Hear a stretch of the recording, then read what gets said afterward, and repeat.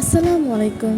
আজকে আমি আর আমার একটা কাজিন শারমিন আমরা দুজন বের হয়েছিলাম স্ট্রিট ফুড খাওয়ার জন্য মিরপুর একে ঈদগাহ মাঠের ওখানে। তো এই তো আমরা যাচ্ছি, আর প্রথমে আমরা চলে গিয়েছিলাম ফার্স্ট বাইট।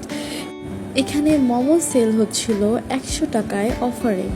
তো আমরা দেরি না করে চলে গিয়েছিলাম মোমো খেতে। আর এই তো আমাদের মোমো সার্ভ হচ্ছে। আর 100 টাকা অনুযায়ী ঠিকই ছিল, এমনি নর্মালি এটা 150 টাকা দাম।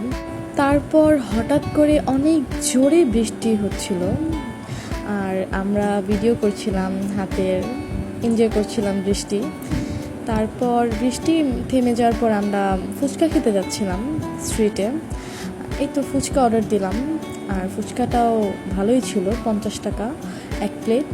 আমার খুবই পছন্দ এইখানের এই ফুচকাটা, আমি অনেকবার খেয়েছি, খুবই ভালো লাগে। তারপর শারমিন বলছিল মিট বক্স খাবে, তো আমরা স্ট্রিটেও মিট বক্স পেয়ে গেলাম অনলি 99 টাকায়।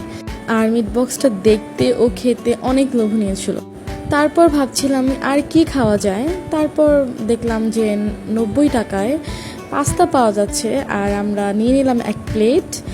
90 টাকা অনুযায়ী পাস্তার পরিমাণটা খুবই ভালোই দিয়েছিল, আর মাংস প্রায় ভালোই ছিল।